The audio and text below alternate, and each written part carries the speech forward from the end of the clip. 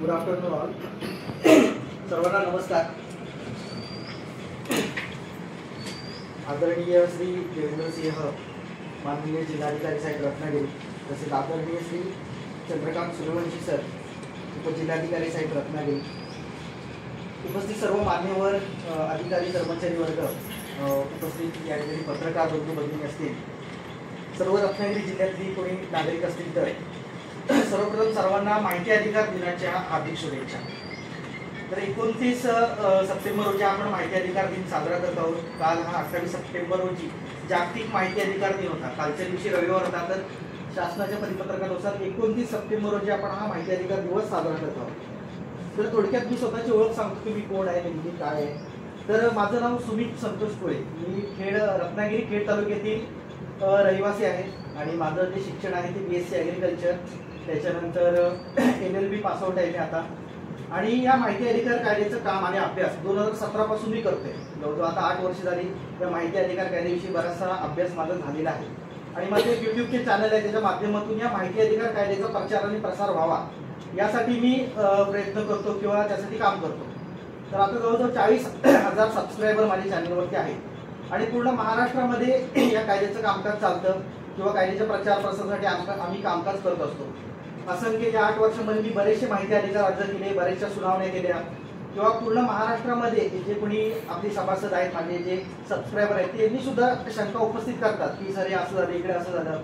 पूर्ण महाराष्ट्रभरामध्ये मला समस्या येतात. त्याच्यामध्ये अधिकाऱ्यांच्या समस्या असतील, नागरिकांच्या समस्या असतील. तर या समस्या का निर्माण होतात आणि याच्यावर नेमकी पर्याय आपण काय करू शकतो, तर या संदर्भात डिटेलमध्ये माहिती घेण्यासाठी मला आज इथं आमंत्रित केलेलं आहे. सर्वप्रथम मी प्रशासनाचे आभार मानतो. आणि याच्याविषयी माहिती द्यायची झाली तर पूर्ण 31 कलम या कायद्यामध्ये आहेत, 6 प्रकरणं या कायद्यामध्ये आहेत. डिटेलिंगमध्ये आपण एक प्रकरण हँडल केलं तर खूप टाइम जाईल, खूप वेळ जाईल. थोडक्यात महत्त्वाच्या गोष्टींविषयी माहिती देण्याविषयी मला या ठिकाणी सांगितलेलं आहे. आणि जी रेग्युलरमध्ये जी कलम या कायद्यामध्ये यूज होतात तर त्या कलमाविषयी आपण डिटेलमध्ये थोडक्यातली माहिती घेऊया, जेणेकरून या आजच्या दिवसांचा सार्थक होऊन जाईल. कारण की प्रशासन आणि नागरिक याच्यामध्ये महत्त्वाचा दुवा माहिती अधिकार कायदा किंवा माहिती ही प्रत्येक नागरिकाला पोचायला पाहिजे, असायला पाहिजे, म्हणून माहिती अधिकार दिन आपण साजरा करतो. या ठिकाणी माहिती अधिकार म्हणजे हा मूलभूत अधिकार आहे. माहिती अधिकार हा नागरिकाला मिळाला पाहिजे, यासाठी शासनाचे प्रयत्न काय, शासनाचे प्रयत्न करावेत किंवा शासनामध्ये पारदर्शकता निर्माण व्हावी, प्रशासनामध्ये जबाबदारी निर्माण व्हावी. आणि या सगळ्या गोष्टींचं विचार मंथन करण्यासाठी माहिती अधिकार दिन आज आपण जागतिक माहिती अधिकार दिन साजरा करत आहोत अत्यंत उत्साहपणाने. आणि आज आपण हा दिवस साजरा करूया. तर बघा, सुरुवातीलाच या ठिकाणी मी सांगतो की माहिती अधिकार कायद्यातील जो कलम 2 आहे, कलम 2 पासून आपण या ठिकाणी सुरुवात करूया की माहिती म्हणजे काय, नेमकी माहितीमध्ये काय काय येतं. तर याच्यामध्ये महत्त्वाचं काय तर कोणत्याही स्वरूपातील नोंदवलेली माहिती, कागदपत्रे, ईमेल, कागदपत्रांच्या प्रती, मत, सल्ला, आदेश, कंत्राटी, अहवाल, तपासणी नोंदी किंवा इलेक्ट्रॉनिक स्वरूपातील कोणतीही काही साठवलेली जी माहिती असेल. आता बऱ्याचशा शासकीय कार्यालयामध्ये इलेक्ट्रॉनिक स्वरूपातच माहिती सगळी स्कॅन करून साठवलेली असते किंवा इंटरनेटवरती प्रसिद्ध केलेली असते. तर सगळ्या गोष्टी या माहिती अधिकार व्याख्येमध्ये येतात. आता याच्यामध्ये इतिहास, पार्श्वभूमी मॅडमने आता सांगितले, त्याच्यामध्ये मी जास्त जात नाही. परंतु सुरुवातीला जनमाहिती अधिकारी, सर्वच यातले काही जनमाहिती अधिकारी असतील. नेमकी जनमाहिती अधिकाऱ्याचा रोल काय आहे, सर्वांना माहिती आहे की माहिती देणे ही जनमाहिती अधिकाऱ्याची जबाबदारी आहे. त्याच्यानंतर येतं सहाय्यक जनमाहिती अधिकारी. तर सहाय्यक जनमाहिती अधिकाऱ्यांचा रोल काय आहे, तर याच्यामध्ये जनमाहिती अधिकाऱ्याला सहाय्य करणे एवढंच त्याचा रोल राहतं. याच्यामध्ये पुढे जाऊन जर माहिती दिली गेली नाही किंवा काही अडचण आली तर याची जबाबदारी सहाय्यक जनमाहिती अधिकाऱ्यावर राहते का, तर अजिबात राहत नाही. कारण की जबाबदार सर्वस्वी हा जनमाहिती अधिकारीच असतो. जर सहाय्यकांनी काही काम केलं नाही किंवा जनमाहिती अधिकाऱ्याला मदत केली नाही तर माहिती देण्यामध्ये कसूर झाली तर संबंधित सहाय्यक जनमाहिती अधिकाऱ्यावर कोणत्याही प्रकारची जबाबदारी ठेवता येत नाही. सर्वस्वी जबाबदारी ही जनमाहिती अधिकाऱ्याची असणार आहे. त्याच्यानंतर मानव जनमाहिती अधिकारी म्हणून काही मोठे मोठे जे मंत्रालयीन डिपार्टमेंट आहेत त्यांच्यामध्ये किंवा आता जिल्हा स्तरावरती आहेत की नाही मला माहिती नाही, पण मंत्रालयीन डिपार्टमेंटमध्ये मानव जनमाहिती अधिकारी असतात. एक ग्रामविकास विभागाचा डिपार्टमेंट आहे, खूप मोठं डिपार्टमेंट आहे. त्याच्यामध्ये एक जनमाहिती अधिकारी असेल. त्याच्याकडे समजा एखादा अर्ज आला, त्याच्यानंतर त्यातील काही माहिती दुसऱ्या एका साहेबांची संदर्भात असेल तर त्या ठिकाणी ते एक जनमाहिती अधिकारी असतात. म्हणजे एका डिपार्टमेंटमध्ये 2-3 जनमाहिती अधिकारी असतात त्यांना माननीय जनमाहिती अधिकारी म्हणतात, जो दुसरा सेकंड लेवलला असतील ते. आणि यांच्यावर जबाबदारी असते का, तर यांच्यावर सुद्धा तितकीच जबाबदारी असते माहिती देण्यामध्ये, किंवा अर्जदाराला माहिती दिली गेली नाही किंवा काही अडचणी आल्या तर याला माननीय जनमाहिती अधिकारी सुद्धा तितकाच जबाबदार असतो. म्हणजे जर जबाबदारी ठेवायची झाली की 30 दिवसामध्ये माहिती मिळायलाच पाहिजे अर्जदाराला, तर जनमाहिती अधिकारी आणि माननीय जनमाहिती अधिकारी, सहाय्यक जनमाहिती अधिकारी फक्त मदत करणार. बऱ्याचशा मोठ्या डिपार्टमेंटमध्ये जनमाहिती अधिकारी एकटाच माहिती संकलन करू शकत नाही, कार्याने खूप लोड असतो, त्याच्यामुळं सहाय्यक जनमाहिती अधिकारीची काही मोठ्या डिपार्टमेंटमध्ये नेमणूक करतात. तर असा हा विषय आहे जनमाहिती अधिकाऱ्याचा. तर या कायद्यामध्ये सेक्शन 2 मध्ये सांगितलेलं आहे की माहिती म्हणजेच काय. माहितीमध्ये तुम्हाला सांगितलं सगळे प्रकारचे कागदपत्र, मॉडेल्स, नमुने सर्व येतात. आणि याच्यामध्ये इलेक्ट्रॉनिक स्वरूपातील डाटा जो आहे त्याच्यामध्ये एक एक मुद्दा क्लिअर करून आपण पुढे जाऊया. आता बऱ्याचशा वेळेला माहिती अधिकार अर्ज येतात त्यावेळेला बरीचशी माहिती इंटरनेटवरच प्रसिद्ध असते. मग जनमाहिती अधिकाऱ्याकडनं उत्तर जातं की ही माहिती इंटरनेटवरती प्रसिद्ध आहे, तिथून तुम्ही जाऊन ती घ्या. मग अशा वेळेला जेव्हा ही उत्तरं ज्यावेळेला मी बघतो त्यावेळेला उत्तरं जी येतात ना ती एकदम शॉर्ट मध्ये येतात की एक वेबसाईट दिलेली असते, ती वेबसाईटवरती आमची माहिती उपलब्ध आहे. प्रत्यक्षात मात्र आता एखादी वेबसाईट असते त्याच्यामध्ये टॅब असतात की होम पेज, त्यानंतर अजून आपले टॅब टॅब टॅब जे काही टॅब असतील त्याचा पाथ आपल्याला अर्जामध्ये नमूद करणे अपेक्षित आहे, जेणेकरून तो अर्जदार काय करेल तशा पद्धतीने टॅप करेल आणि माहितीपर्यंत सहजरित्या पोहोचेल. नाहीतर अर्जदार जर म्हणला की मला माहिती छापील स्वरूपातच हवे, तर छापील स्वरूपात आता माहितीचे स्वरूप बदलता येत नाही. जे ज्या स्वरूपात माहिती तीच माहिती देता येते असं कायद्यामध्ये तरतूद आहे. पण याच्यामध्ये सेक्शन 2 जो मधला 4 जो भाग आहे त्याच्यामध्ये स्पष्ट सांगितलेलं आहे की इंटरनेटवरती कुठल्याही इलेक्ट्रॉनिक स्वरूपात माहिती साठवलेली असेल तर ती माहिती छापील प्रिंटेड स्वरूपात देण्यात यावी अशी तरतूद केलेली आहे.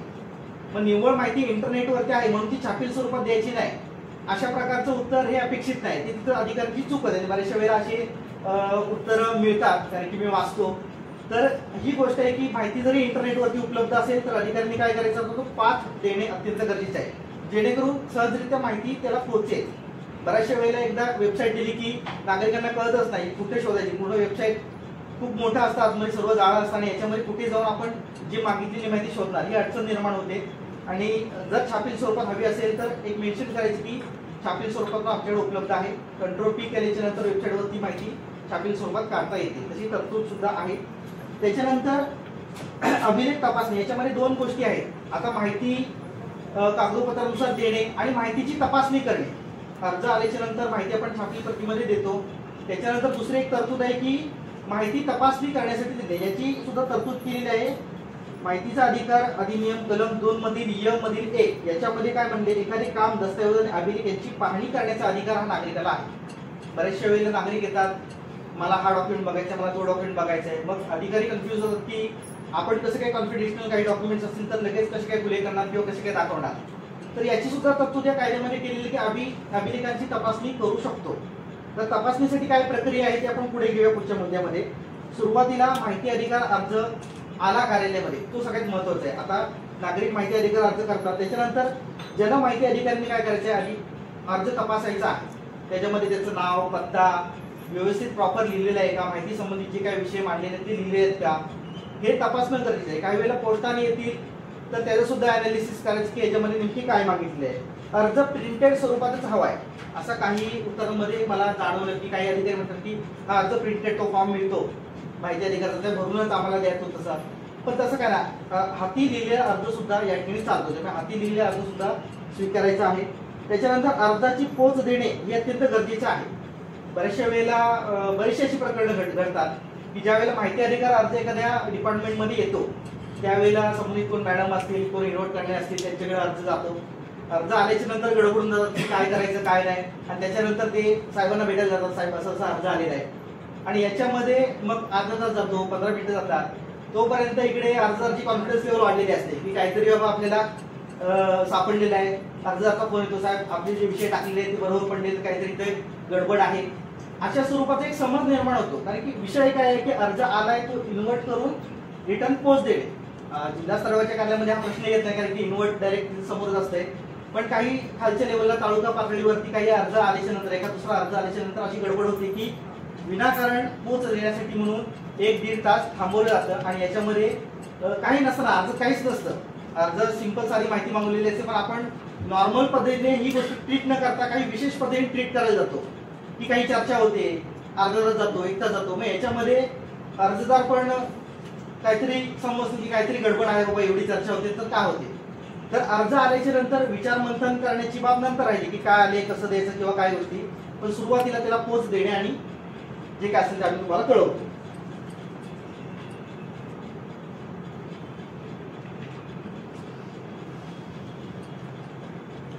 त्याच्यानंतर माहिती अधिकार अर्ज. आपल्या विभागाशी जर माहिती अधिकार अर्जावरती उत्तर देण्याचा जो सेक्शन आहे तो कलम 6 आणि 7 नुसार आपण त्यांच्यावरती उत्तर देतो.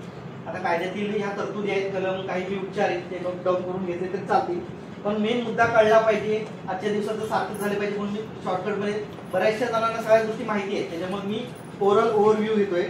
तर अर्ज हस्तांतरण करणे हा एक भाग आहे की काही माहिती अधिकार अर्ज एका तो दुसऱ्या विभागाशी संबंधित असतो. मग त्यावेळेला अर्जदाराला सरसपणे उत्तर दिले जातात की काय की माहिती आमच्याकडे उपलब्ध नाही किंवा ही माहिती आमच्याकडे नाही आहे. तो अर्ज त्यातली जी मागितलेली माहिती जर दुसऱ्या विभागाशी संबंधित असेल तर कलम 6 मधील 3 आणि 2 कलम 2 या तरतुदीनुसार तो अर्ज हस्तांतरण करायचा आहे त्या संबंधित विभागाकडे. त्याची एक प्रत अर्जदाराला कळवायची की साहेब तुमचा अर्ज आलेला आहे, आमच्याकडे ती माहिती नाही आहे, ती माहिती संबंधित विभागाकडे तिकडे तो हस्तांतरण केलेला आहे, त्याच्या पुढे जो तुम्ही काय पत्रव्यवहार असेल तो संबंधित विभागाकडे करा. तर याच्यामध्ये सुद्धा काही अशी माहिती असते की 2 मुद्द्यांची माहिती ह्या विभागात असते आणि 2 मुद्द्यांची माहिती त्या विभागात असते. मग अशा वेळेला काय करायचं, मग आपल्या विभागासंदर्भात जी माहिती आहे ती आपण द्यायची 2 मुद्द्यांची आणि त्याच्यानंतर त्या 2 मुद्द्यांची माहितीसाठी हस्तांतरण नाही करायचं आहे. त्याच्यासाठी काय करायचं, त्याला सेपरेटरित्या संबंधित विभागाला अर्ज करायला सांगायचं आहे. का, कारण की याच्यामध्ये तो प्रकरण वेगळं वेगळं होऊन जातं, ते मुद्दे वेगळे आहेत, तो विषय वेगळा आहे. समजा त्या विभागाने माहिती अर्धवट दिली तर हे कनेक्ट असल्या कारणाने मग जेव्हा राज्य माहिती आयुक्त सुनावण्या लागतात त्यावेळी मग सगळ्यांनाच विनाकारण बोलवलं जातं. मग सुरुवातीला ज्यांनी माहिती प्रॉपर दिली आहे त्यांना सुद्धा बोलवलं जातं, ज्यांनी माहिती दिलेली नाही व्यवस्थित त्यांना सुद्धा बोलवलं जातं. मग ही क्वेरी लक्षात आल्याच्या नंतर जर दुसऱ्या विभागाचे काही इतर मुद्दे असतील तर तुम्ही सेपरेटरित्या तिथं अर्ज करा, म्हणजे ते सोयीचं पडेल, तो ट्रॅक सोयीचा पडेल. यासाठी अर्ज पूर्ण डिटेलमध्ये अर्ज तुम्ही बघितला आपल्या विभागाशी संबंधितच नाहीये तर डायरेक्ट तो या कायद्यातील तरतुदीनुसार कलम 6 पोटकलम 3 आणि पोटकलम 2 नुसार तो ट्रान्सफर करू शकता. तर याच्यामध्ये त्याच्यानंतर पुढचा विषय तो अर्ज फेटाळणे. एखादा अर्ज नाकारायचा झाला तर त्याच्यामध्ये महत्वाचं जे कलम आहे ते सेक्शन 8 नुसार आपण अर्ज नाकारायचा आहे. सेक्शन 8 मध्ये बऱ्याचशा तरतुदी दिलेल्या आहेत. त्याच्यामध्ये कॉमन ज्या तरतुदी आहेत की एकतर वैयक्तिक स्वरूपाची माहिती मागितलेली असेल तर, किंवा एखादी अशी माहिती आहे की देशाच्या सुरक्षेला बाधा निर्माण करणारी काही गोपनीय संस्था असतील, काही गोपनीय अहवाल असतील, टिप्पणी असतील तर अशी माहिती आपण माहिती अधिकारामध्ये उघड करू शकत नाही. आपण जिल्हा परिषद प्रशासनामध्ये, जिल्हाधिकारी प्रशासनामध्ये काम करतोय म्हणल्यावर मॅक्झिमम डॉक्युमेंट तर खुले करण्यासारखेच असतात. जी जनहिताशी संबंधित आहे अशी कुठलीही माहिती आपल्याला एक्सपोज करता येते.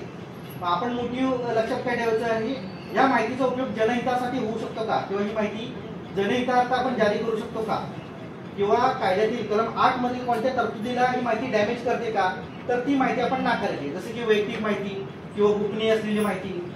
तर या संदर्भातला हा कलम 8 आहे. त्याच्यानंतर माहिती देण्याचा जो विषय आहे त्याच्यामध्ये प्रामुख्याने एक गोष्ट लक्षात आली राज्य माहिती आयुक्तांच्या, आणि त्यातली सगळ्यात महत्वाची गोष्ट म्हणजे काय तर 30 दिवसामध्ये आपल्याला माहिती दिली पाहिजे सर्व जन माहिती अधिकाऱ्यांना किंवा सर्वांनाच ती माहिती आहे. पण याच्यामध्ये अशी गोष्ट निदर्शनास आली की 28व्या किंवा 27व्या दिवशी उत्तर दिली जातात की माहिती उपलब्ध आहे आणि माहिती शुल्क अशी आहे, तुम्ही पैसे भरून माहिती घ्या. अल्टिमेटली याचा परिणाम काय व्हायला लागलाय की 28व्या दिवशी उत्तर सेंड केल्याच्या नंतर 30 दिवसानंतर त्याला पत्र मिळतं. याच्यामध्ये पुढची प्रक्रिया लांबते, माहिती मिळण्यासाठी डिले होतो, प्रकरणं अपिलात जातात. मग हा सगळा जो ताप आहे तो वाचवण्यासाठी एक शासन परिपत्रक काढलेलं आहे सामान्य प्रशासक विभागाने दिनांक 17/11/2017 रोजी. याच्या प्रति मी तुम्हाला देईन या शासन निर्णयाच्या.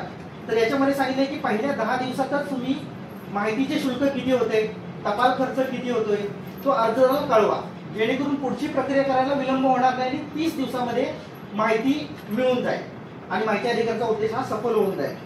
तर याच्यामध्ये 10 दिवसामध्ये अनालिसिस करायला काहीच कठीण नाही. एखादा अर्ज आल्याच्या नंतर ही माहिती आपल्याकडे आहे की नाही, हा हस्तांतरण करायचं आहे की नाही, किंवा याला किती प्रती होत आहेत, तर या सगळ्या गोष्टींची अनालिसिस करण्यासाठी 10 दिवस खूप सफिशियंट आहे. आणि याच्यामध्ये सुद्धा 15वा दिवस गेला किंवा 14वा दिवस गेला तर देखील एवढा काही इश्यू येत नाही.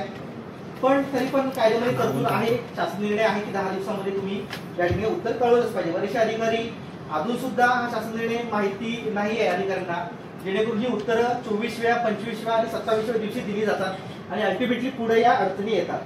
त्याच्यानंतर अजून एक महत्त्वाचा मुद्दा आहे की दुसरा एक शासन निर्णय आहे की अकिफायतशीर पत्रव्यवहार टाळून अर्जदाराला माहिती विहित मुदतीमध्ये देण्याबाबत. म्हणजेच काय तर काही वेळेला अशी माहिती असते की जे एकच पानाची असते, एका पानाला माहिती अधिकारामध्ये 2 रुपये घेतात किंवा 2 पानं असतील तर 4 रुपये.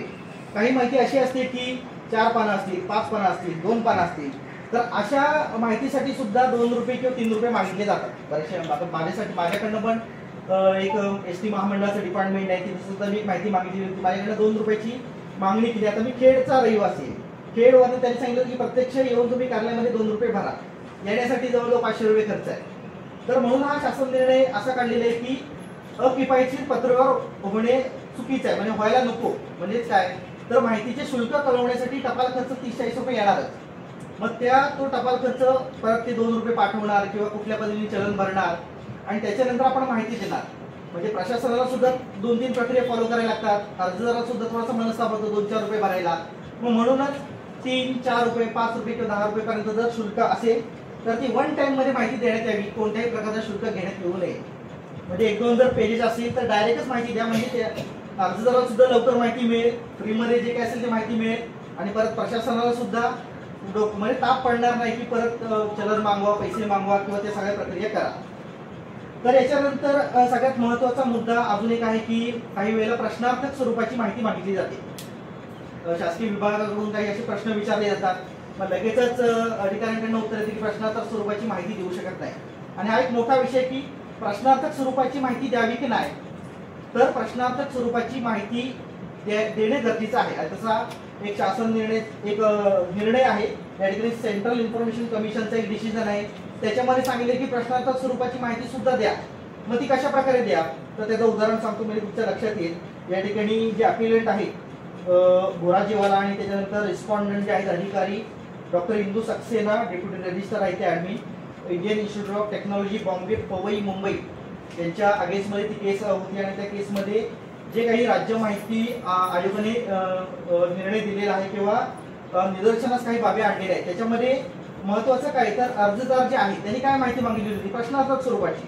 तर प्रश्न कसा आहे तर बघा, निरुपयोगी उपकरणांच्या विल्हेवाटीसाठी दिनांक रोजी निविदा क्रमांकचे काय झाले, निविदाचे काय झाले असा प्रश्न विचारलेला आहे. मग त्याच्यामध्ये राज्य माहिती आयोगाने काय निर्देश दिले, जर अशी निविदा असेल तर ती रेकॉर्डवर असेल तर ती माहिती प्रदान करण्यात यावी. जर निविदा असेल तर तो डॉक्युमेंट देऊन विषय संपवून टाकायचा, नसेल तर तो विषय येणार नाही. दुसरा एक प्रश्न बघा की तुम्ही वरील निविदा पुन्हा का मागवली नाही ते मला कळवा. म्हणजे माहिती अधिकार सज्ञेतच बसत नाही अशा काही गोष्टी, आणि असे अर्ज आल्याच्या नंतर आणि हा पूर्ण प्रश्नच वेगळा आहे. माहिती अधिकाराचा आणि याचा तसा काही संबंध येत नाही. तरी पण या ठिकाणी निदर्शने काय, म्हणजे माहिती आयोगाने काय निदर्शने मांडलेत, काय निर्देश दिलेले आहेत. तर जर निविदा आली असेल आणि ती पुन्हा का आमंत्रित केली गेली नाही, या संदर्भात कोणता डॉक्युमेंट जर रेकॉर्डवर तयार झाला असेल तर तो डॉक्युमेंट त्याला उपलब्ध करून द्यावा, किंवा नसेल तर आपण उत्तर काय येणार की माहिती उपलब्ध नाही आहे म्हणून. पण निव्वळ प्रश्नार्थक स्वरूपाची माहिती आलेली आहे म्हणून माहिती अधिकार अर्ज नाकारणे ही चूक आहे, कारण की हा जो निर्णय दिलेला आहे तो त्याला आता लागू झालेला आहे. त्याच्यानंतर हे अर्ज सगळ्यात कमी येतात. कमीचं सांगणार आहे की त्रयस्थ पक्षाची माहिती, थर्ड पर्सनची माहिती खूप कमी उदाहरणे आहेत. याच्यामध्ये महत्वाचं काय तर अर्जदार जो आहे तो काही वेळेला स्वतःच्या संदर्भातली माहिती मागवतो की माझं या अर्जाचं काय झालं किंवा काय झालं, ही स्वतःच्या संदर्भातली माहिती. किंवा अर्जदार जो आहे तो शासनाच्या कोणत्या तरी विभागात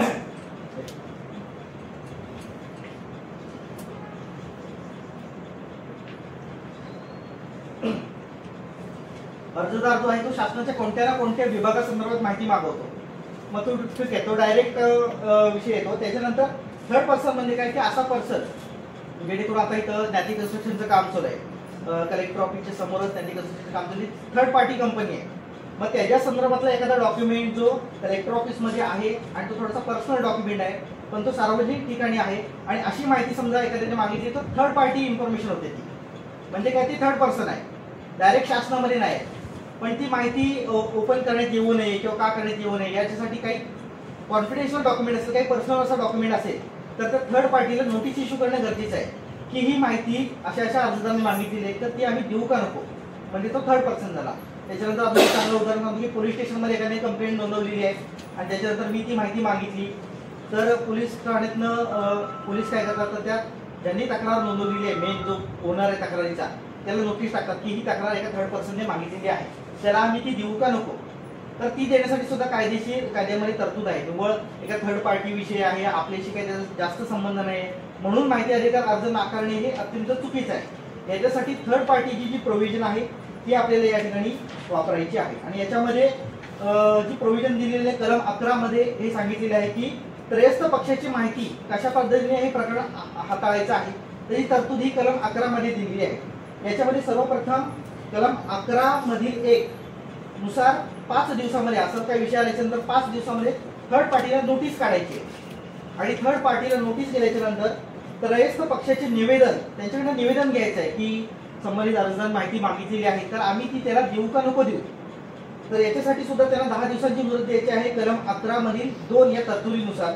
तर 10 दिवसामध्ये आन्सर येईल किंवा नसेल तर नाही येणार. त्याच्यानंतर त्रयस्थ पक्षास घेतलेल्या निर्णयाची सूचना, त्यांचा आन्सर आलं तर अधिकारी काय करणार, तर त्रयस्थ पक्षाचं काय उत्तर आलेलं आहे त्या सगळ्या गोष्टी अनालिसिस करून एक निर्णय तयार करणार. तो निर्णय कलम 11 मधील 3 या तरतुदीनुसार करणार आणि निर्णय कळवणार, संबंधित थर्ड पार्टीला पण कळवणार आणि ज्यांनी माहिती मागितलेली आहे त्याला सुद्धा कळवणार. आणि त्याच्यानंतर त्रयस्थ पक्षाला तो निर्णय व्यवस्थित वाटला नाही तर त्रयस्थ पक्ष प्रथम अपिलामध्ये जाणार आणि ती प्रक्रिया पुढे कंटिन्यू होणार. त्याच्यानंतर त्रयस्थ पक्षाने अपील न केल्यास माहिती द्यावी, डायरेक्ट माहिती देऊन तो प्रकरण तिथे निकाली निघेल. म्हणजे हा थर्ड पार्टीचा विषय आहे की थर्ड पार्टीमध्ये कशा प्रकारचा निर्णय घ्यावा. आणि याच्यामध्ये सुद्धा थर्ड पार्टीमध्ये निर्णय घेताना बऱ्याचशा कायदेतील तरतुदी ह्या आडव्या येतात. आणि याच्यामध्ये कलम 2 मधील ड, कलम 7 मधील 7, कलम 8 मधील ड, कलम 8 मधील छ, कलम 11 आणि कलम 19, म्हणजे कलम 8 मध्ये तरतूद आहे की माहिती कशी आपण नाकारू शकतो किंवा अशा काही तरतूद आहेत. हे कलम सगळे एकत्रित वाचायचे आणि त्याच्यानंतर निर्णय पारित करायचा आहे. म्हणजे हा थोडासा कॉम्प्लिकेटेड विषय आहे आणि याच्या संदर्भातील प्रकरणं खूप रेअर आहेत. माझ्या या 7-8 वर्षाच्या अनुभवामध्ये असे थर्ड पार्टी प्रकरण खूप कमी आलेले आहेत. तर त्याच्यानंतर पुढचा जो विषय आहे तो माहितीचे शुल्क. माहितीचे शुल्क किती असायला पाहिजे, काय असायला पाहिजे, तर माहितीच्या अर्जाचे शुल्क 10 रुपये आपण माहिती अधिकार अर्जावरती घेतो, म्हणजे 10 रुपयाचं कोर्ट फी स्टॅम्प लावायला सांगतो. त्याच्यानंतर A4 साईजचं कागद असेल तर 2 रुपये प्रतिशुल्क आणि 2 रुपयेच आताही देखील 2005 पासून तरतूद आहे की आता पण 2 रुपयेच आहे. बऱ्याचशा वेळेला माझ्या असं निदर्शनास आले काही जे अधिकारी उत्तर देतात की आता महागाई वाढलेली आहे, 3 रुपये अर्ज आहे, त्याच्यानंतर ट्रॅव्हलिंगचा खर्च, सगळा खर्च लावून दिलेला आहे त्याला माहिती देण्यासाठी. तर हे अत्यंत चुकीचं आहे. म्हणजे कायद्यामध्ये तरतूद 2 रुपये आहे. जर काही असे असतील की झेरॉक्सचे रेट वाढले किंवा काही गोष्टी असतील तर या ठिकाणी तसा शासन निर्णय प्रसिद्ध व्हायला हवा होता, परंतु कायद्यामध्ये तरतूद आहे 2 रुपये, तर या ठिकाणी 2 रुपये घेणे अपेक्षित आहे. त्याच्यानंतर मोठ्या आकाराचे कागद जो प्रत्यक्ष येणारा जो काही खर्च असेल मोठे तर तो असेल. त्याच्यानंतर दस्तऐवज पाहणीचा जी प्रक्रिया आहे त्याच्यामधला जो खर्च आहे तो आता मी सांगतो तुम्हाला की पहिला तास हा मोफत आहे. एखाद्या डॉक्युमेंट पाहायचं आहे तर पहिला तास मोफत.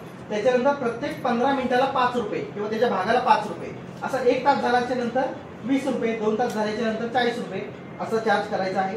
त्याच्यानंतर सॅम्पल मॉडेल्स प्रत्यक्ष येणारा खर्च, डिक्सेस कॉपी, DVD प्रत्येकी रुपये 50. आता डिक्सेस कॉपी आपण यूज करत नाही, आता डायरेक्ट पेनड्राईव्ह किंवा या सगळ्या गोष्टी असतात. त्याच्यानंतर मुद्रित स्वरूपाचे साहित्य किंवा पुस्तके एखाद्याने माहिती अधिकारात मागितलं तर पुस्तकाची छापील किंमत जी काय असेल ती.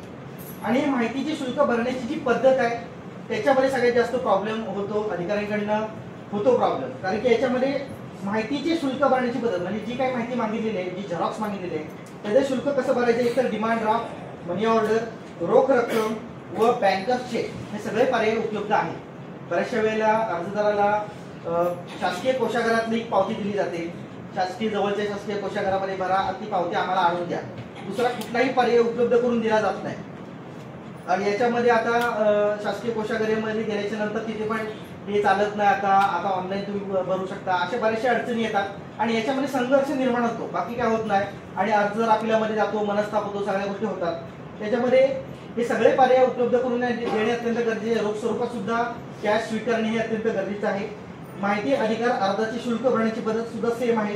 कोर्ट फी स्टॅम्प याच्यामध्ये ऍड झाले, बघा court fee stamp, demand draft, रोख रक्कम आणि बँकर्स चेक. तर ह्या सगळ्या अशा गोष्टी आहेत. आणि याच्यामध्ये माहितीच्या शुल्काचा हा एवढा विषय आहे.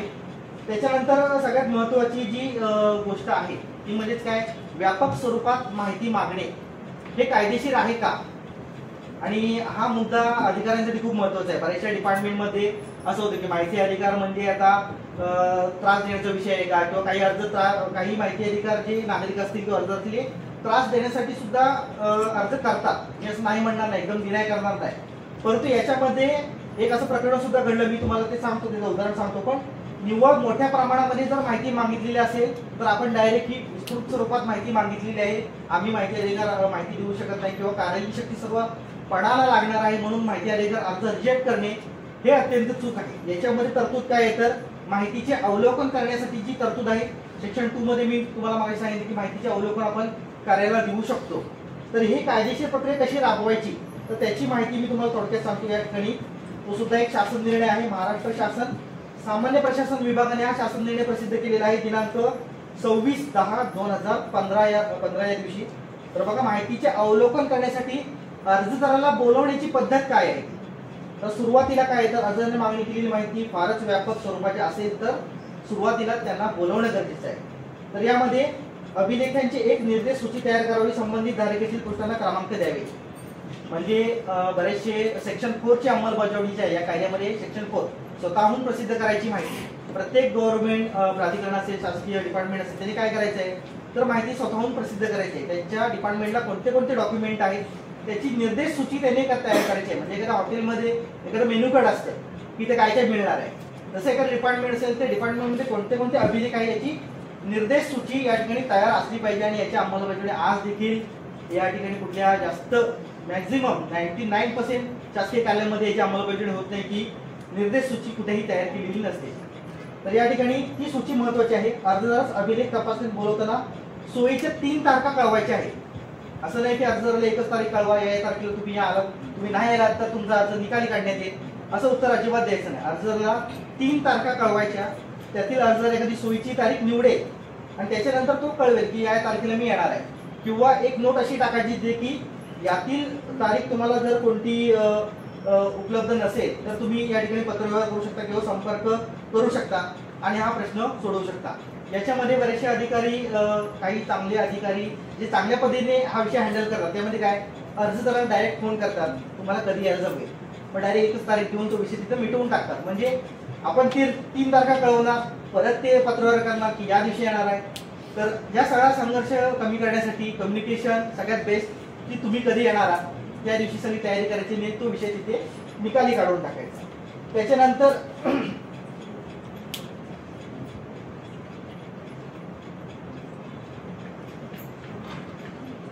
या ठिकाणी अर्जदार जे आहेत त्यांनी अर्ज दिला, सगळ्या गोष्टी झाल्या, तर बऱ्याचशा वेळेला असं निदर्शन असते की माहितीचे अवलोकन करण्यासाठी डेट फिक्स झाली, सगळं फिक्स झालं, पण संबंधित अधिकारी कार्यालयामध्येच उपस्थित नाही. मग तिथे नागरिकाचा मनस्ताप वाढतो आणि तो मग तक्रारी करणं या सगळ्या गोष्टी सुरू होतात. आणि म्हणून अशा वेळेला काय करायचं तर तुम्ही जर नसाल तिथे, समजा कोण सर बाहेर गेले तर दुसरा अधिकारी नेमणूक करून तुम्ही तो हँडल करा आणि तो विषय तिथं निकाली काढायचा आहे. आणि याच्यासोबत ही प्रक्रिया हँडल करत असताना अर्जदार समोर जी काही मागलेले डॉक्युमेंट ते समोर ठेवणे, त्याच्यानंतर त्याला एक कोरा पेन ते घेऊन येऊ शकतात. कोरा पेज आणि पेन्सिल त्या साईडने ते नोट करू शकतील की त्याला काय काय हवंय आणि ते त्यांनी नोट केल्याच्या नंतर तेवढेच डॉक्युमेंट त्यांना माहिती अधिकारामध्ये द्यायचे. म्हणजे मोठ्या प्रमाणात माहिती मागितल्याच्या नंतर जे काही माहितीचे शुल्क 30,000, 40,000, 50,000 असं शुल्क होतं. तर हा संघर्ष कमी करण्यासाठी सगळ्यात बेस्ट काय आहे तर तुम्हाला काय हवंय ते समोर तुमच्या आहे, तुम्ही टिप्पणी करा कोऱ्या कागदावरती. पेनाचा वापर करू शकत नाही, पेन त्यांना निघूनच द्यायचा नाही, कारण की सरकारी डॉक्युमेंट आहे, पेनाचा वापर त्याच्यावरती करू शकत नाही. आणि ते पेन्सिलचा वापर सुद्धा कोऱ्या पेजवर त्यांनी पॉइंट आउट करून घ्यायचा आहे. सूची तयार करा किंवा अभिलेखाला नंबर द्या कशासाठी तर जेणेकरून त्यांना नोटिंग करायला सोपं जाईल की ह्या डॉक्युमेंट मधला हे मला हवंय, म्हणजे डिटेलमध्ये ही प्रक्रिया व्यवस्थितरित्या पार पडेल. तर हा त्याचा मागचा उद्देश आहे. आणि मी तुम्हाला सांगितले की प्रत्येक 15 मिनिटाला 5 रुपये पहिल्या तास मोफत असा हा विषय आहे.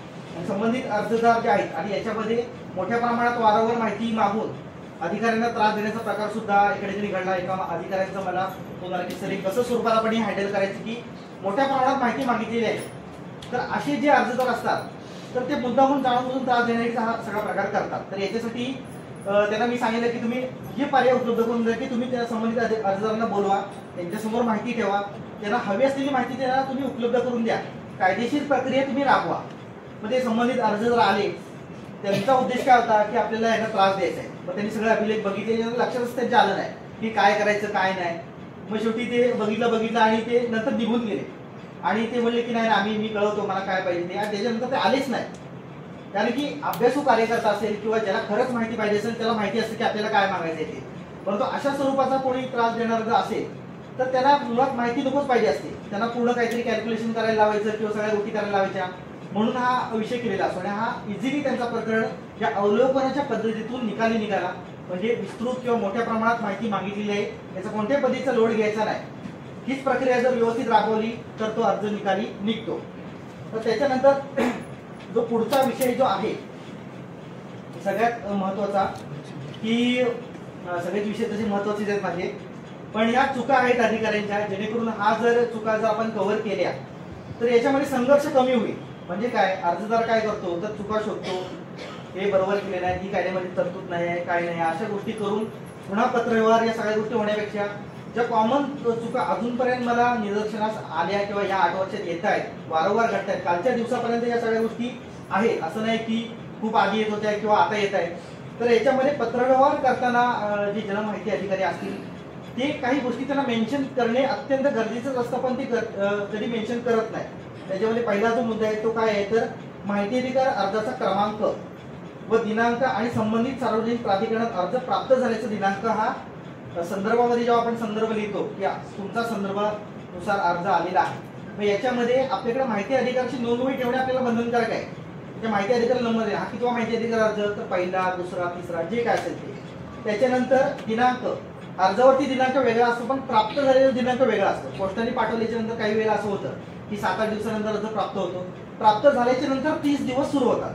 त्याच्यामध्ये प्रॉपर अर्जाचा दिनांक, कार्यालयाद्वारे प्राप्त झाल्याचा दिनांक आणि माहिती अधिकार अर्ज हा कितवा आहे तो क्रमांक हे नमूद करणे अत्यंत गरजेचं आहे संदर्भामध्ये. त्याच्यानंतर संबंधित जनमाहिती अधिकाऱ्याचे नाव, त्यानंतर पदनाम, पत्ता, दूरध्वनी क्रमांक आणि ईमेल आयडी नमूद करण्यात यावा. ईमेल आयडी म्हणजे कार्यालयाचे ईमेल आयडी. या ठिकाणी पदनाम आणि नाव सगळ्यात मेन्शन करणे अत्यंत गरजेचं आहे. बऱ्याचशा पत्रांवरती जनमाहिती अधिकारी नाव लिहितच नाही, निव्वळ जनमाहिती अधिकारी किंवा पद लिहितात. याची अडचण राज्य माहिती आयुक्तांना होते किंवा तिकडं अडचण येतात की जेव्हा एखादं प्रकरण राज्य माहिती आयुक्तांच्या इथे जातं त्यावेळेला आणि इतर प्रकरणं ती 1.5-2 वर्षानंतर ती तिथं येतात सुनावणीसाठी आणि त्यावेळेला इकडे जनमाहिती अधिकारी चेंज झालेले असतात. हा नक्की आदेश कुणी केलेला आहे, हा पत्रव्यवहार कुणी केलेला आहे, याचं सगळं कन्फ्युजन होत राहतं डिपार्टमेंटमध्ये. आणि म्हणूनच पद लिहिल्याच्या नंतर त्याचं नाव मेन्शन करणं अत्यंत गरजेचं आहे. तशा प्रकारचा शासन निर्णय सुद्धा प्रसिद्ध झालेला आहे.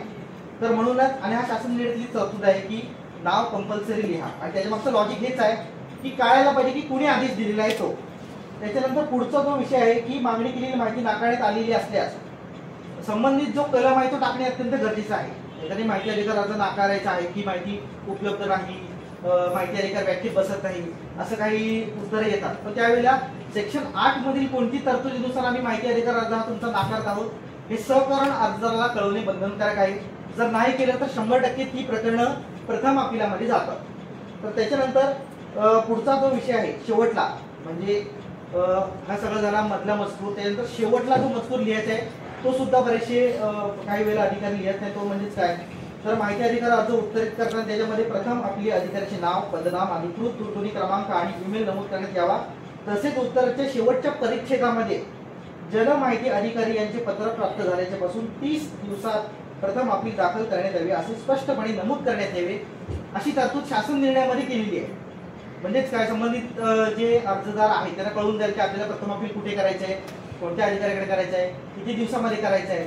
तर हा मुद्दा मेन्शन करणे अत्यंत गरजेचं आहे. भोगम स्वरूपात काहीतरी उत्तर देणं हे सुद्धा चुकीचं आहे. आणि याच्यामध्ये बरेचसे जे काही खालच्या लेवलचे डिपार्टमेंट असतील म्हणजे तालुका पातळीवरचे असतील, काही अंगीकृत भाग आहेत, महामंडळाचे भाग असतील, तर याच्यामध्ये काय होते की अर्जदाराला उत्तर देताना माहिती अधिकार अर्ज एकतर कधीतरी येतात काही डिपार्टमेंटमध्ये आणि असं आल्याच्या नंतर लवकर अधिकारी समस्या तो पटकन आल्याच्या नंतर उत्तर देऊन तो विषय संपून टाका. आणि याच्या काही गडबडीमध्ये कोणत्याही पद्धतीचे नियमांचं पालन होत नाही. म्हणजेच काय माहिती अधिकार अर्जावरती उत्तर देताना ते लेटर हेडवरच उत्तर दिलं पाहिजे. लेटर हेडवरती माहिती अधिकाराचा लोगो असणे अत्यंत गरजेचं आहे, तसा शासन निर्णय आहे. त्याच्यानंतर 350वा शिवराज्याभिषेक दिनानिमित्त एक लोगो प्रसिद्ध झालेला आहे, तर तो लोगो सुद्धा या ठिकाणी असणे अत्यंत गरजेचे आहे. काही प्रसंगी तर डायरेक्ट कोऱ्या पेजवरती असंच उत्तर दिलं जातं, तो कुठल्या काय कळतच नाही की कुठल्या डिपार्टमेंटचा आहे काय आहे, काहीच नाही, निव्वळ कोरा पेज असतो आणि टायपिंग पण नसतं, काही वेळेला हातानेच लिहिलेलं असतं. अशा प्रकारचं काही उत्तर मिळतात किंवा एक डिपार्टमेंटचा गोल शिक्का मध्ये मारणार आणि त्याच्यानंतर उत्तरं दिली जातात. मग ही सगळी प्रकरणं आहेत ना, ती पूर्णपणे काही प्रसंगी अपिलात जातात आणि तो सगळ्या तक्रारी आणि या गोष्टींचा संघर्ष पुन्हा करावा लागतो. त्याच्यामुळे डिटेलिंग मध्ये उत्तर देणं हे अत्यंत गरजेचं आहे. माहिती अधिकार उत्तरित करताना अर्जावरती कोणत्या कोणत्या गोष्टी नमूद असायला पाहिजेत, तो सुद्धा शासन निर्णय आहे, त्याची प्रत मी तुम्हाला माहितीसाठी देऊन टाकेल. पण ह्या गोष्टी आहेत त्या नमूद करणे अत्यंत गरजेचं आहे. त्याच्यानंतर पुढं जो विषय आहे तो सेक्शन 4चा आहे. एक 2-3 पेजेस राहिलेले, जास्त काही नाही आहे. तर सेक्शन 4 जे आहे सगळ्यांना माहिती आहे की आपण बऱ्याचशा वेळेला आता इथं कलेक्टर ऑफिस हे कार्यालय आहे, सेक्शन 4 अंतर्गत बरीचशी माहिती प्रसिद्ध केलेली आहे स्वतःहून की अधिकारी कोण आहेत किंवा काय आहे. तर या सेक्शन 4 ची जर प्रभावी अंमलबजावणी झाली तर माहिती अधिकार अर्जांचं प्रमाण खूप कमी होईल. याच्यामध्ये 1 ते 17 बाबींची माहिती प्रसिद्ध करणे प्रत्येक सार्वजनिक प्राधिकरणाला बंधनकारक आहे आणि या संदर्भात बरेच शासन निर्णय निघालेले आहेत. तर या शासन निर्णयाची किंवा या सेक्शन 4 ची प्रभावी अंमलबजावणी आज देखील ही खेदाची बाब आहे आणि मी जी सांगेन ती सत्य परिस्थिती सांगेन की 95% किंवा 99% कार्यालयामध्ये ही प्रॉपर पद्धतीने अंमलबजावणी होत असते आणि ते करणं पण शक्य नाही. कारण की 1 ते 17 बाबींमध्ये अधिकाऱ्यांचा पगार, त्यांची कार्य कर्तव्य काय आहेत काय नाही, 1 ते 17 बाबींमध्ये बऱ्याचशा गोष्टी येतात आणि ते सगळ्याच गोष्टी प्रसिद्ध करणं शक्य नसतं. बघ, साधन संपत्तीच्या उपलब्धतेनुसार तुमच्या डिपार्टमेंटमध्ये कशी तरतूद असेल त्यानुसार किंवा सोयीनुसार तुम्ही मॅक्झिमम माहिती प्रसिद्ध करा अशी तरतूद या कायद्यामध्ये केलेली आहे. आणि माझी एक विनंती सुद्धा राहील की सेक्शन 4 ची अंमलबजावणी या कायद्याची कलम 4 ची अंमलबजावणी प्रभावीरित्या आपल्याकडनं करण्यात यावी अशी मी विनंती देखील करेन. कारण की याच्यामध्ये बऱ्याचशा गोष्टी क्लिअर होऊन जातात, अर्जदाराला कळतं की ते काय आहे काय नाही काय चालतं. तर याचं एक उत्तम उदाहरण सुद्धा मी आपल्या रत्नागिरी जिल्ह्यातच देईन की महिला आर्थिक विकास महामंडळाचं एक डिपार्टमेंट आहे, हिंदूजा कॉलनीमध्येच आहे. तर तिथे जिल्हा समन्वय अधिकारी काळेसाहेब आहेत, तर त्यांनी अत्यंत चांगल्या पद्धतीने सेक्शन 4 ची अंमलबजावणी केलेली आहे. म्हणजेच काय, अभ्यागतांना येण्याची वेळ, भेटण्याची वेळ किंवा त्याच्यानंतर प्रत्येक अधिकाऱ्याचं नाव, पदनाव आणि त्यांची कार्यकर्तव्य काय आहेत, अधिकाऱ्यांचा पगार, अभ्यागतांना बसण्याची व्यवस्था आणि मॅक्झिमम त्यांच्याकडे जेवढं जागा होती त्याच्यानुसार व्यवस्थितरित्या ही माहिती त्यांनी पब्लिश केलेली आहे. मी आवर्जून तुम्हाला सांगेन की कधी तुम्ही जाऊन आला तर तुम्ही तिथे बघू शकता की कशा पद्धतीने त्यांनी कामकाज केलेले आहे. अत्यंत सुरेख पद्धतीने त्यांनी ही सेक्शन 4 ची अंमलबजावणी केलेली आहे. पूर्ण टोटल 1 ते 17 बाबी मी म्हणत नाही त्यांनी केल्या, पण त्यांनी जेवढी केलेली आहे ना ती नागरिकांसाठी सफिशियंट आहे. तर आवर्जून मी विनंती करेन की देखील तुम्ही माहिती सेक्शन 4 नेमकी काय आहे आणि कशा प्रकारची अंमलबजावणी करायची आहे तिथे जाऊन तुम्ही ती बघू शकता. त्याच्यानंतर विषय येतो तो प्रथम अपिलाचा.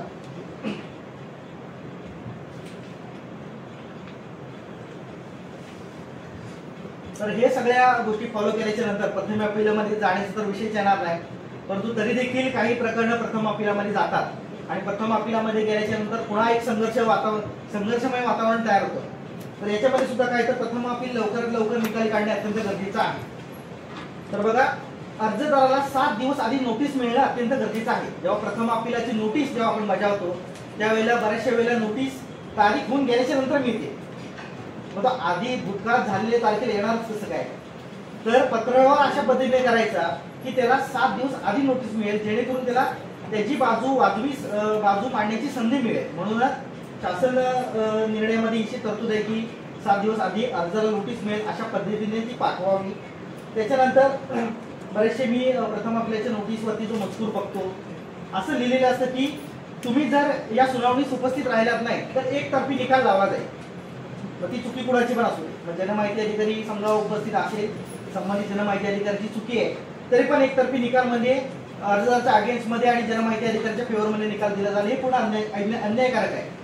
तर याच्यामध्ये असा शब्द वापरायचाच नाही की एकतर्फी तुम्ही आलात नाही, येणे गरजेचं आहे, उपस्थित तुम्हाला राहायलाच पाहिजे, एकतर्फी निकाल लावला जाईल, ह्या गोष्टी लिहिणे अत्यंत चूक आहे. कारण की एक शासन निर्णय प्रसिद्ध झालेला आहे.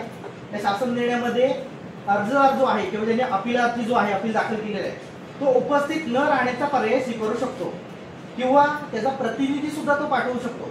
फक्त संबंधित जो प्रतिनिधी आहे त्याच्याकडे तशा आशेचं पत्र द्यायचं की माझ्या वतीने आहे ते म्हणून माझी संमती आहे आणि असं थोडंसं दिलं, त्यानंतर त्या शासन निर्णयातील तरतुदीनुसार त्याचा प्रतिनिधी पाठवू शकतो किंवा तो उपस्थित न राहण्याचा पर्याय स्वीकारू शकतो। आणि संबंधित जे प्रथम अपीलीय अधिकारी आहेत त्यांनी काय करायचे तर नैसर्गिक न्याय तत्वाचे पालन करून या ठिकाणी उपलब्ध कागदपत्रांच्या अनुषंगाने त्याचे अॅनालिसिस करून निर्णय पारित करायचे। मग चुकी कोणाची पण असू दे, ज्यांना माहिती अधिकारी यांची असू दे किंवा अर्जदार यांची असू दे किंवा काही असू दे, महत्वाचं काय तर कागदपत्रांचा अॅनालिसिस करून योग्य तो निर्णय पारित करायचा आहे। एक तर्फी पण नाही, एक मार्गी पण नाही किंवा काही नाही, जे काय असेल तरी सर कागदपत्रांच्या उपलब्धतेनुसार, ठीक आहे। त्याच्यानंतर प्रथम अपीलीय अधिकारी यांचा एक महत्त्वाचा मुद्दा आहे की बऱ्याचशा वेळेला असं एक सुद्धा प्रकरण माझ्यासमोर आलं की जनमाहिती अधिकारी मुद्दामून काय करतात, सिनियर ऑफिसर शेवटी प्रथम अपीलीय अधिकारी असतात, त्यांचे ज्युनियर जनमाहिती अधिकारी असतात। मग जनमाहिती अधिकाऱ्यांचा प्रथम अपीलीय अधिकाऱ्यांवर राग म्हणून ते काय करतात, सगळे अपील जे काही माहिती अधिकार अर्ज देतील ते डायरेक्ट आपल्याला पाठवायचे। मग प्रथम अपीलीय अधिकाऱ्यांना त्रास की सुनावणी लावा, सगळ्या गोष्टींची प्रक्रिया फॉलो करा। आणि म्हणूनच त्याच्यामध्ये त्यांनी मला विचारलं की सर काय करता येईल, कारण की जनमाहिती अधिकारी कोणत्याही पद्धतीने प्रॉपर पद्धत फॉलो करत नाहीये आणि जनमाहिती अधिकाऱ्यांना सुद्धा माहिती आहे की जर माझ्यावर दंडाची कारवाई करायची असेल तर त्याचे सर्व अधिकार राज्य माहिती आयुक्त यांच्याकडेच आहे। प्रथम अपीलीय अधिकारी काय माझ्यावरती दंडाची कारवाई करू शकत नाही आणि म्हणूनच ते काय करायचे, एक प्रकरण असं झालं की सगळे प्रथम अपीलामध्ये आणि प्रथम अपीलीय अधिकाऱ्यांचा मनस्ताप व्हायला लागला। आणि म्हणूनच या ठिकाणी एक तरतूद अशी आहे की प्रथम अपीलीय अधिकाऱ्याकडे अशी जर जास्त प्रकरण येत असतील आणि त्याच्यामध्ये मॅक्झिमम टाइममध्ये जनमाहिती अधिकाऱ्यांची चुकी निघत असेल तर 2-3 वेळेला समज देण्याचं काम या ठिकाणी प्रथम अपीलीय अधिकारी करू शकतात की तुम्ही कायद्यातील तरतुदींचे योग्यरित्या पालन करा। पहिल्यांदा नोटीस द्यायची, दुसऱ्यांदा नोटीस द्यायची, 3 वेळा नोटीस द्यायची आणि त्याच्यानंतर 4थ्या वेळेला राज्य माहिती आयोगाकडे डायरेक्ट शिफारस करायची की प्रथम जनमाहिती अधिकारी व्यवस्थितरित्या कायद्यातील तरतुदींचं पालन करत नाही, परिणामी त्याचा विपरीत परिणाम होतो, अर्जदाराला माहिती मिळत नाही। मग राज्य माहिती आयुक्त निर्णय घेऊ शकतात आणि जनमाहिती अधिकाऱ्यावरती तात्काळ कारवाई होऊ शकते, असं सुद्धा प्रकरण माझ्यासमोर आलेलं आहे। त्याच्यानंतर शेवटच कन्क्लूड करतो, एक लास्ट आहे, कारण की पुढे राज्य माहिती आयुक्तांची तरतुदी मी सांगत नाही, कारण की मी तिथं कधी अजूनपर्यंत जास्त अपील केलेलीच नाही। जेवढाचा माझा 2017 पासूनचा अभ्यास आहे, माझी सगळी प्रकरणं ही एकतर जनमाहिती अधिकाऱ्यांपर्यंतच मिटलेली आहेत, नाही तर बारीक गेलं तर प्रथम अपीलीय अधिकाऱ्यापर्यंतच, कारण की मी पुढे ती जाऊनच दिली नाहीत किंवा तशा पद्धतीचे कामकाज आपलं चाललेलं आहे। कारण की तिकडे तर काय सगळ्या गोष्टींचं अनालिसिस होणार आणि त्याच्यानंतर दंडाची कारवाई कलम 20 नुसार या ठिकाणी शास्तीची कारवाई केली जाते।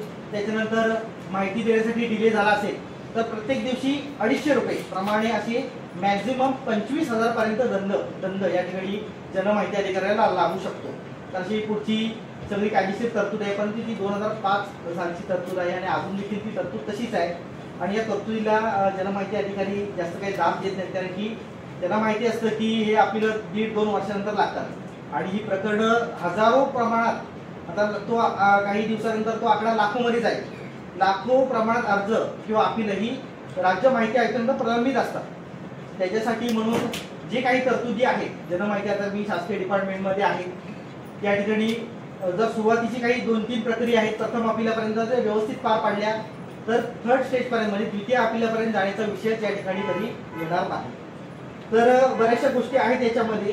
तर त्याच्यानंतर एक शेवटची आणि एक महत्त्वाची तरतूद आहे की माहिती कुठली द्यावी आणि कुठली नाही, याच्यामध्ये एक मोठा संभ्रम असतो, नेहमीच असतो, किती कायदेशीर तरतुदी असतील किंवा काही असतील। तर यावेळेला मी अधिकाऱ्यांनी असा विचार करायचा, कसा विचार करायचा, त्याची तरतूद ही सेक्शन 8 मध्ये दिलेली आहे। म्हणजेच काय तर याच्यामध्ये सांगितले क्लिअर कट एक गोष्ट मेन्शन केलेली की जी माहिती संसदेला किंवा राज्य विधानमंडळाला देण्यास नकार देता येणार नाही, ती माहिती कोणत्याही व्यक्तीला देण्यास नकार देता येत नाही, बरोबर। आता याच्यामध्ये महत्त्वाचा मुद्दा काय की प्रत्येक जो सर्वसामान्य नागरिक आहे तो आमदार आहे किंवा खासदार आहे, जो कोणी आलेला आहे नागरिक आपल्या इथं अर्ज घेऊन आलेला आहे तो एक प्रकारचा आमदारच आहे। कारण की तुम्ही आमदार खासदाराला जी माहिती नाकारू शकत नाही किंवा त्यांना जी माहिती देऊ शकत नाही तीच माहिती अर्जदाराला सुद्धा नाकारावी लागेल। समजा तुम्ही आमदारांना माहिती देताय तर 100% त्या अर्जदाराला माहिती द्यावीच लागेल। आणि आपल्याला असं डिपार्टमेंट आहे की बरीचशी माहिती या ठिकाणी ती सार्वजनिक असते, कॉन्फिडेन्शियल असं काहीच नसतं। कॉन्फिडेन्शियल माहिती जर असेल ती सुरक्षा रक्षक ज्या काही प्रणाली आपल्या आहेत, गोपनीय संस्था आहेत, याच्यामध्ये तिथंच माहिती ही गोपनीय माहिती असते। या ठिकाणी एक गोपनीय माहितीमधला जो विषय आहे तो सर्व्हिस बुक, जो शासकीय अधिकारी असतील त्याचं सर्व्हिस बुक माहिती अधिकारात द्यावा की नाही, ही वैयक्तिक माहिती होते का किंवा ही प्रायव्हेट माहिती होते का, तर याच्यावर सुद्धा एक निर्णय पारित झालेला आहे की सेवा पुस्तक हे माहिती अधिकारात द्यावं लागतंय. तसा सुद्धा एक शासन निर्णय आहे. कर्मचाऱ्याचा सेवा पुस्तक हे सार्वजनिक आहे आणि असा सुद्धा एक शासन निर्णय आहे. वेळ खूप कमी होता त्याच्यामुळे सगळे शासन निर्णय मी काय घेऊन आले सोबत, परंतु एक व्यवस्थितरित्या एक PDF करून किंवा हार्ड कॉपीजमध्ये मी जेवढे आता जे कलम सांगितले, जेवढे शासन निर्णय सांगितले ते सर्वांची व्यवस्थित एक बंच तयार करून मी आपल्या डिपार्टमेंटमध्ये सबमिट करेन. असं नाही की जेवढ्या या कायदेशीर तरतुदी मी जे सांगितल्या ते कायद्यामध्ये तरतुदी आहेत किंवा वेळोवेळी अमेंडमेंट झालेले आहेत आणि कायद्याची तरतुदी सर्वांना माहिती असतात, परंतु अमेंडमेंट जे झालेले आहेत म्हणजे पहिल्या 10 दिवसामध्ये उत्तर कळवा किंवा हे मध्यंतरी अर्ज 3 तारखा कळवा, हे शासन निर्णय झालेले आहेत. म्हणजे वेळोवेळी राज्य माहिती आयुक्तांनी ते निर्देश देऊन तसे ते अपडेट केलेले आहेत. तर याच्यामध्ये ह्या अपडेट होणं खूप गरजेचं आहे आणि म्हणूनच आज जर या तुम्ही गोष्टी सर्व लक्षात घेतल्या तर निश्चितच या गोष्टी अपडेट होतील. आज माहिती अधिकार दिन आहे, काल माहिती अधिकार दिन होता, आज तो आपण साजरा करतोय. निव्वळ या ठिकाणी आता मी सुद्धा एक माहिती अधिकार कार्यकर्ता आहे आणि मी सुद्धा एक नागरिक आहे आणि माझ्या पाठी एक 40,000 लोकांची टीम आहे. मी खरंच सांगतो तुम्हाला की जर संघर्ष कमी करायचा असेल तर या ठिकाणी निव्वळ एक फॉर्मॅलिटी म्हणून आपण हा माहिती अधिकार दिन साजरा करतोय किंवा असंच ठीक आहे आपल्याला करायचं आहे, अहवाल तयार करायचा आहे, तर ते खूप इझी आहे. म्हणजे 2 मिनिटं बसल्याच्या फोटो काढला, अहवाल तयार करू शकतो किंवा मी पण त्याच्यावरती आक्षेप घेऊ शकत नाही. मी समजा आज विचारलं की माहिती अधिकार दिन साजरा झाला की नाही, त्याचा अहवाल माहिती अधिकार मागितला तर त्याचं डॉक्युमेंट तर क्लिअर कट तयारच असते. पण याच्यामध्ये आज मी आलोय एक नागरिक म्हणून मी सांगेन, मी ॲज अ ॲडव्होकेट आहे, मी आता 2025 पास आउट आहे, पण या कायद्याविषयी अभ्यास माझा 2017 पासून आहे. पण मी विनंती करेन की जर संघर्ष कमी करायचा असेल नागरिक आणि प्रशासनामधला आणि कम्युनिकेशन गॅप जो आहे तो खूप वाढलेला आहे आणि तो जर कमी करायचा असेल किंवा मनस्ताप जर करून घ्यायचा नसेल, म्हणजे हा मनस्ताप दोन्हीकडे होतो, प्रशासनाला सुद्धा होतो, अधिकाऱ्यांना सुद्धा होतो आणि अल्टिमेटली नागरिकांना सुद्धा होतो. आणि हा जर कमी करायचा असेल निश्चितपणे या कायद्याची प्रभावी अंमलबजावणी होणे अत्यंत गरजेचं आहे. लोकशाहीचं अस्तित्व टिकवण्यासाठी हा कायदा म्हणजे महत्वाचा दुवा आहे. ह्या कायद्याला फक्त कायदा तयार करून हा प्रक्रियेत आणलेला आहे. हा माहितीचा जो अधिकार आहे तो द्यायचा आहे नागरिकाला, तर तो देण्यासाठी काहीतरी नियम असावा म्हणून हा निव्वळ कायदा आहे. पण हा प्रत्येकाला अधिकार मिळावा यासाठी सर्वांनी प्रयत्न करणे अत्यंत गरजेचं आहे. शेवटला मी हीच विनंती करेन की सर्वांनी तो प्रयत्न करावा. सेक्शन 4 ची अंमलबजावणी प्रभावीरित्या करावी. आणि बऱ्याचशा वेळेला अडचणींचा भाग काय आहे माहिती का, मी बऱ्याचशा वेळेला सर माहिती अधिकार अर्ज करतो की डिपार्टमेंटमध्ये माहिती अधिकाराचे किती प्रशिक्षण झाले, तर माहिती उत्तर येतं की उपलब्ध नाही माहिती म्हणून. तर माहितीचं अधिकाराचं प्रशिक्षण झालं नसेल तर संबंधित अधिकाऱ्याला तरतुदीच कळणार नाही आणि अल्टिमेटली त्याच्या चुका होतील आणि नागरिकांकडनं परत अपीलात जाणार किंवा संघर्ष वाढत राहणार.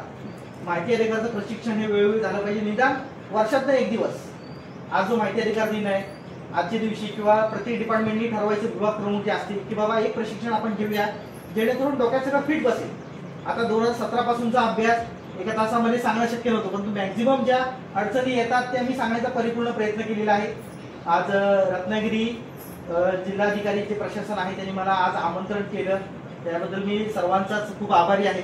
तुम्ही असतील तर मला मेसेज करू शकता आणि पुन्हा एकदा मी खूप आभारी आहे तुम्ही मला बोलवलं त्याबद्दल. धन्यवाद सर.